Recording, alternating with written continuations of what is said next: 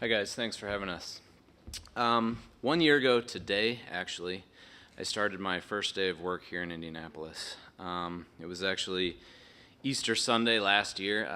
The Saturday before, I packed up all my things in Chicago. I drove to South Bend, had Easter with my family, and drove to my new city of Indianapolis, the land of milk and honey.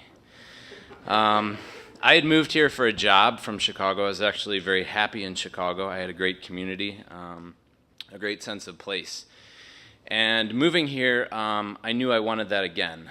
Thankfully, being an architect, we have a lot of great organizations and great people that are always involved in their communities and interested in making it a better place. But I didn't really know where to start. I was involved in the Young Architects Forum, the Chicago Architects Foundation in Chicago, and thankfully, my dad was good friends with a guy who runs the Indianapolis branch of the American Institute of Architects here in Indianapolis. So he invited me to one of their monthly events, and I love getting to know people, but I absolutely hate meeting people. So knowing that there would be one person there that I knew that I could go up and talk to afterwards and maybe could introduce me to somebody else was all I needed to show up. And I, beelined for him as soon as it was over, and got to talking to him and catching up. And thankfully, not 2 minutes later, he introduced me to Ben. And as soon as I met Ben, I thought, wow, he's tall. But not a day went by after we exchanged information that Ben invited me to the Young Architects Forum here in Indianapolis, and I was totally thrilled to have the opportunity to get involved, again, have somebody that could bring me into something new and introduce me to more new people, and that was how I met Ben. I moved to Indianapolis about 2 years ago after graduating with my Bachelor of Science in Architecture from Ball State. Came here, moved downtown, and was trying my best to also get integrated into the community. Wanted to find ways that I could do good things around here and use my skills that I'd gained in school and apply them to Indianapolis, who could certainly use some help in some of the architectural areas. There's lots of good things happening, but as an architect, we want to come in and do some good. So that was us coming in, and I saw some architecture happening online via Brian's website for a house he had designed down in Fountain Square. As you all know, it's very up and coming recently down there. It's a very popular place. And I found myself several months later, having never contacted this guy who was building this awesome house, I found myself sitting across from him at a table, again, for the Young Architects meeting for the home tour we put on this past year. And I was like, I really need to get a hold of this guy, because here is someone who's really trying to make a new place in a reviving community. And Brian. And sort of at the same time, all of this is happening, and prior to some of it happening, as many of us do, flipping through books, one particular book caught my interest. It's called DIY Furniture. And, fan of the book, fan of the work in the book.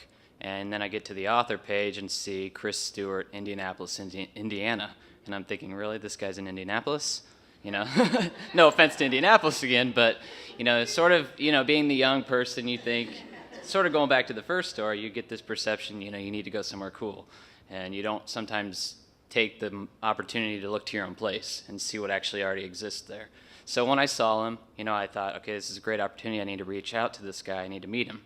So I hooked up with Chris, and we got together, and we started talking about design, and we started to find out that we had a lot of the same interests. We were really interested in not only design, but also the local community, and more or less looking towards design and the community and how we can give the design community that already exists here more of a common voice, and how we could begin to look for connections across the disciplines, so from landscape to architecture to product design and so on and so forth. Him being a product designer primarily, and myself being an architect. So that was sort of where the idea of the Design Authority began. It was kind of a name he had in his mind at some point. We really started just bouncing around ideas. It was mostly just talk for a while, waiting for the moment or waiting for the right people to kind of take it to the next level, I guess. Fortunately, that moment then came when KIB contacted Chris, who had been very interested in doing a bench made of limestone. As a product designer, that's something he's interested in. And KIB came to him originally wanting a bench, and then that slowly started turning into, actually, we want a park with benches.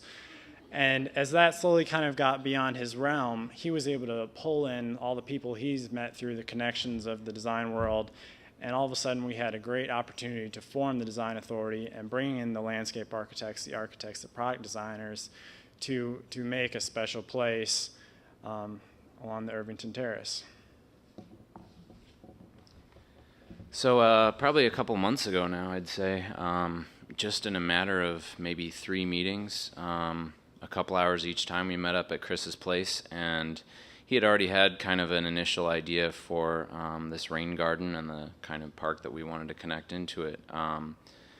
And we jumped on it, and we had 3 architects, we had 2 product designers, we had 2 landscape architects, and it was all that we needed to have enough knowledge and skills to put together the drawings and the information that we needed for this little park, to work on the rain garden, what's going to be planted there, how much water it might be able to take in, and also design the benches and the whole kind of flow of it and integration into the site. We went out to the site and met with KIB. It was freezing. It was like January or February. We're outside the back of what is apparently a little flea market, and probably more interesting than what's in the flea market is all the things in the dumpster outside the flea market. And not a time has gone by that we've been at the site there hasn't been at least a couple people rummaging through the things in the dumpster. So we put the design together, honestly, really pretty quickly, and the amazing thing is that KIB has been able to pull together volunteers from Irvington to implement the thing, because we're only, 6 of us, 7 of us, 8 of us, losing track, 8, 7, whatever. So they've been able to pull together the muscle, and we broke ground a couple weeks ago after going out and marking up our designs and kind of giving them the groundwork to get going. And I guess, like you said, we have a volunteer day coming up this weekend, actually. But just kind of talking about the space a little bit more. If you're familiar with the plaza, it's a strip mall, middle of the century, automobile oriented. And it's kind of, the Pennsy Trail runs behind the flea market. And it's still in its infancy, not very long yet. But I think there's a great challenge to that space, and how, in this kind of sea of parking, you can begin to define a place. Because I think those places often get criticized for having no sense of place. So for us to have this opportunity to go into that place and actually kind of give it a sense of purpose was really important for us. And also, we really were lucky that we had the opportunity to kind of do the first green space on the Pennsy Trail. So in a lot of ways, it's our hope that this space will actually become kind of a precedent for the trail itself, and hopefully, as the trail begins to develop, we can start to create a series of places along the trail and really start to define maybe a new kind of identity for that section of Irvington that maybe kind of has lost its identity due to certain development over time.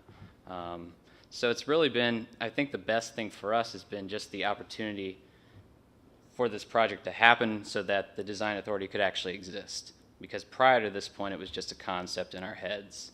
But to actually have the project happen kind of also, I think, defined what the DA would be in the future. Really understanding that there's a really powerful piece to reaching out to the community. Designers sometimes lose that.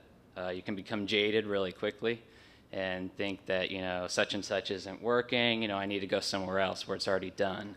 But I think it's really powerful for us to stay here and to kind of use our talents that we have that already exist here to really impact and improve the spaces we have.